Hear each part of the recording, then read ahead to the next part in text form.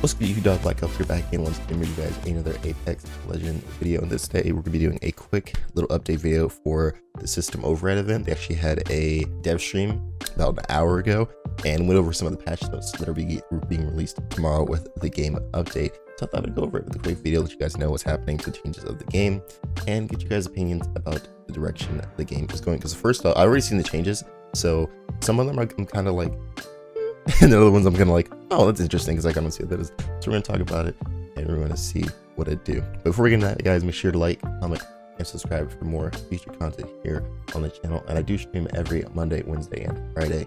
Link down below in the description. And without further ado, let's get into it. This is like a little bit of changes and also a lot of bit of changes. So for Bloodhound, his scan distance for Eye of the Allfather has been increased by 3 times. And basically they say this is intent for Bloodhound to use their tactical abilities as approaching towns first in pre-combat versus reacting to it in a fight. So basically what this means is when Bloodhound's Q, which basically scans the area to find enemies, traps, things like that, is now the area of effect is now increased by 3. So that man that man's seeing everything. He's standing in the middle of the town, he's seeing everybody, which is actually really cool. To have, I think they're trying to bring Bloodhound into more of like a competitive standpoint. I think that's what they're trying to do, which is cool. I think there definitely needs to be more variety in heroes that are sort of deemed competitive, like the competitive, viable characters. That's really cool. They increased the time to activate and the time to scan, which is negligible. I mean, 0.4 to 0.8 is really not good unless you're like a die-hard Bloodhound main. You're not really gonna feel it super much. And the duration of the scan, my phone is just vibrating so hard right now. Unless you're like a super die-hard Bloodhound fan, you're not really gonna feel these changes a lot. You'll feel the distance wise you'll feel, but at least like increasing the time to activate and the duration of the scan, you're not really gonna notice super duper much. It's not going to affect a lot of your gameplay, although it will affect pre-combat fights. I will say that being able to, because before you can only really scan one building. You really just go outside of a building, scan it, find where they are, and then go in. So now this gives you time to actually like get like pre-scan the building. So like as you're running to a building, you can scan it and then get there, which is actually going to like make for some really interesting I guess gunplay interactions in this coming up season. Well, not season, but update. Now, Gibby, for once, got a nerf, which is great because they've been giving him buff after buff after buff, and in some cases, Gibraltar is the best character in the game, at least from a 1v1 standpoint. So to counter that, they've decreased his gun shield from 75 to 50, which is a really needed change because Gibby was just way too strong. In 1v1s, he literally could just win by peeking, shooting you, letting his gun shield deplete, and then if you guys did know that when Gibraltar takes a shield battery, it also heals up his gun shield. So even if you let's say you break his gun shield and hit him for like 25 damage to his shield, if he heals that up with the shield cell, it refills his gun shield, so that way he can just peek again. So that's why, in case you guys were wondering why you break the gun shield and then it feels like 2 seconds later he has it again, that's why. So I feel like that in and of itself probably is going to need a nerf.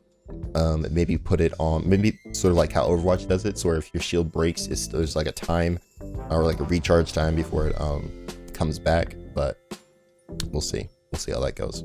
For Crypto, the primary fire weapon is now automatically reloaded when in drone view, which is a nice quality of life change. Because Crypto is a really good legend. It's just hard to play around a Crypto, because when you play Crypto, most fights it's usually a 2v3, at least at the beginning of the fight, because you usually give your Crypto either on his drone, like moving it around to give you guys an idea of where all the enemies are at, or they're usually far away, trying to like set up an EMP or something like that.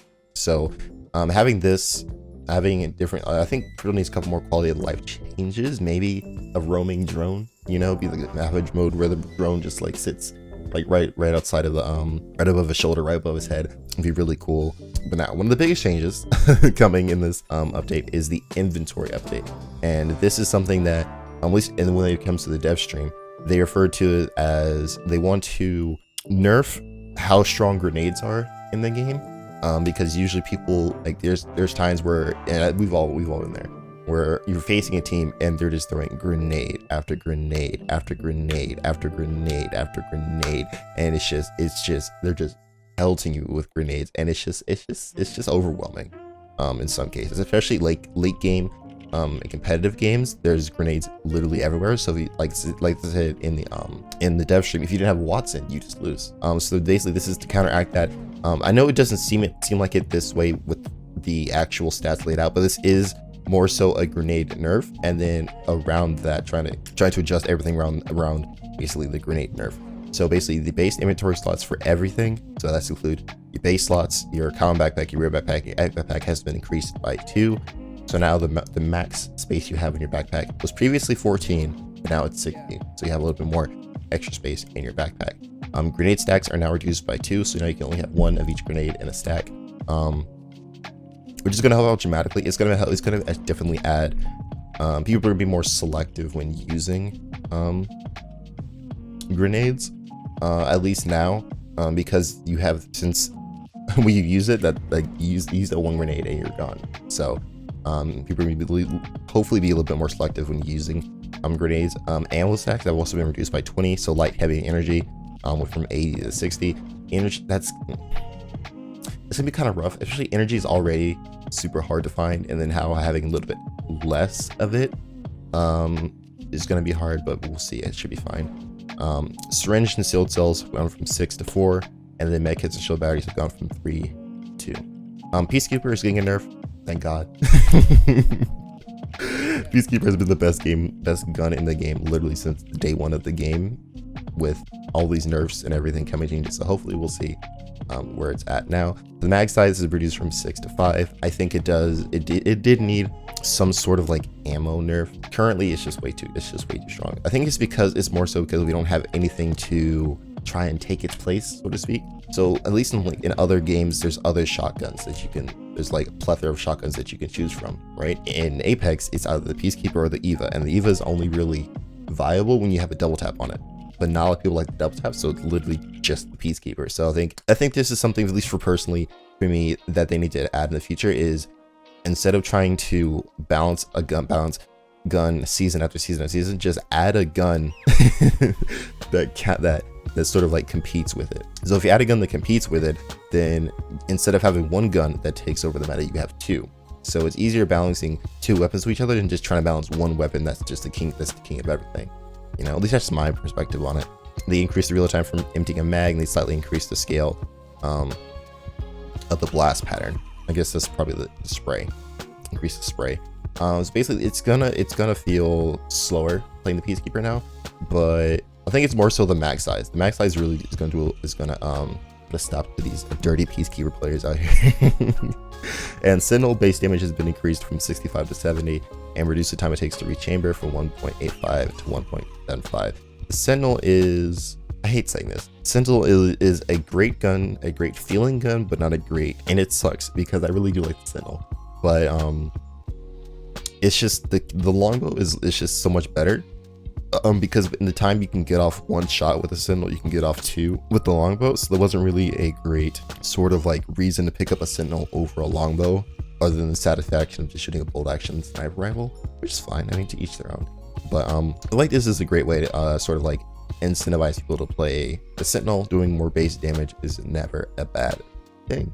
Now, one of the good things is muzzle flashes have always been different FPS games have different ways of balancing the gunplay, either through recoil control or in Fortnite's case bloom. But in this case, R6 Apex more so does it through muzzle flash. So they're adjusting the intensity of the muzzle flash when aiming down sights for all weapons except for shotties and snipers, which is fine. I don't think it was really bad with the RNM, but I don't think like snipers and shotties it was super bad, because most times you don't really ADS with a shotty, so it's fine. But this is really, I really hope it's dramatic. I know they did some muzzle flash changes at the beginning of the season. It's been better, but there's still some cases where like you're spraying and you just can't see anything. So hopefully this fixes that dramatically. And then a red dot has been added to the iron sights of the Prowler and L-Star. Iron sight dots will stay properly centered during weapon, sway, and bob movements. I guess it's just a red, it's just literally what it says, just a red dot on top of the Prowler, which is fine. And there's a bunch of bugs. There's always a bunch of bugs that they're fixing. But yeah, that's pretty much everything coming out tomorrow for the system override. And then I'll be sure to put out a young video going over Deja Loot and any other cool things or interesting things I find about game mode. But that's it. Hope you guys enjoyed the video. Hope you guys now feel more updated about what's happening in Apex and coming out tomorrow, so you guys can be more prepared on Battlefield. Well, you guys, make sure hit the like button and subscribe, and comment any suggestions you guys might have or any opinions you might have on any changes happening in the video that we discussed today. And I do stream every Monday, Wednesday, and Friday. Link down below in the description. Hope you guys see you there. I'll be streaming tonight, so if you guys are seeing this video, I'd love to see you guys come out to stream and we can talk about it personally. Personally talk about this stuff. Well, you guys, I'm out. I'll see you guys in the next one. Take care. Eat some breakfast. Brush your hair. Make sure to floss. I'm bad at flossing, so this is also a thing. But make sure to floss. Flossing is important. Okay. Cool. Many guys.